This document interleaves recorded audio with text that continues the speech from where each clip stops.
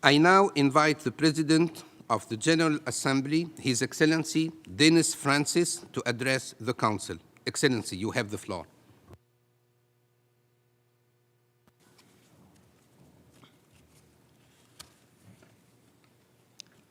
Under Secretary General Lee,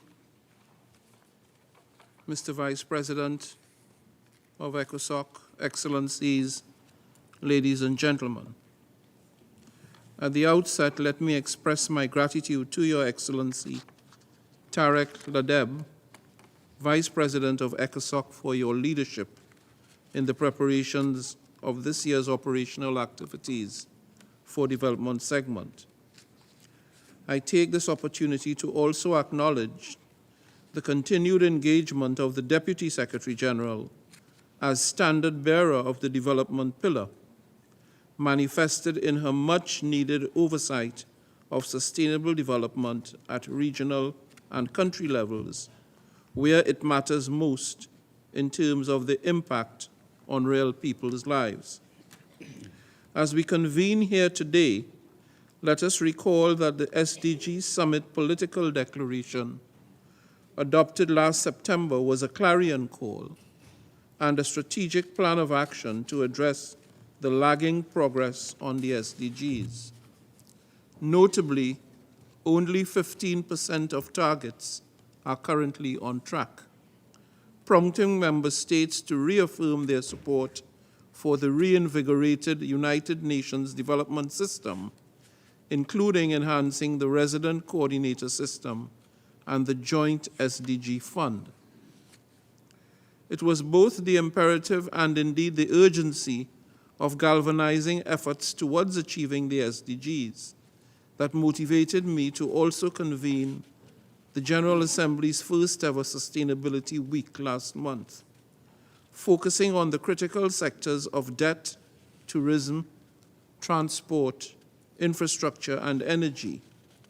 We know from economic theory and from practice as well that these sectors have the potential to drive economic growth and therefore show good prospects for leveraging development. We must build on this momentum as we approach the Summit of the Future in September, a summit which offers an opportunity to meaningfully scale up commitments towards achieving the 2030 Agenda for Sustainable Development. Excellencies, while acknowledging the setbacks and the urgent need to accelerate our efforts, it is important to highlight that we are making tangible progress. As part of tailored support for each country context, the UNDS continues to provide evidence-based and integrated policy advice to help countries implement the 2030 Agenda. I am encouraged to note that a remarkable 78% of governments identified the United Nations as the partner that best supports alignment with national priorities. The new resident coordinator system has proven to be a powerful catalyst for accelerated SDG action, receiving broad support from both host and development partners for enhancing coherence and reducing duplication.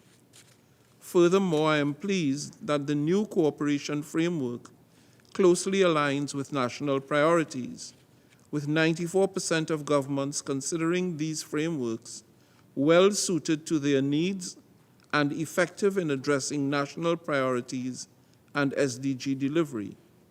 That is up from 81% in 2019.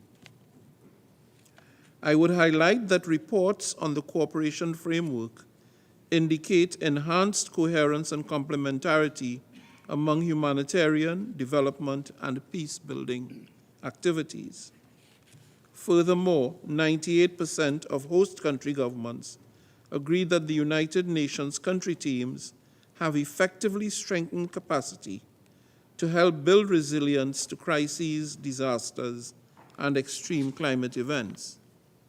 Excellencies, distinguished delegates, as I conclude, it is notable that the Secretary General's report provides useful analysis, underscoring progress we have achieved including in addressing previous oversight gaps in the development system.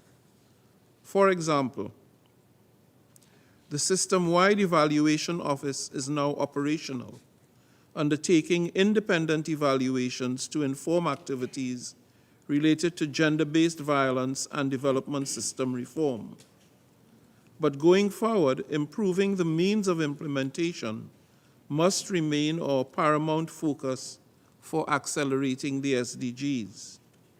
The upcoming quadrennial comprehensive policy review, Summit of the Future, along with the 4th Financing for Development Conference, will provide opportunities for additional efforts required to secure long-term, sustainable, and efficient funding for SDG acceleration.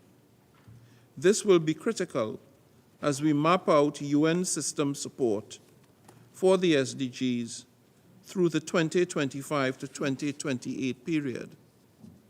These periods will be critical in determining our ultimate success or failure in achieving our SDG targets on time. This important ECOSOC segment is the ideal platform for member states to ensure accountability for delivery, especially at the country level. Let us use it to recommit to working with a renewed sense of purpose and collaboration to deliver a more sustainable, equitable, and prosperous world for all. I thank you. I thank the President of the General Assembly for his statement.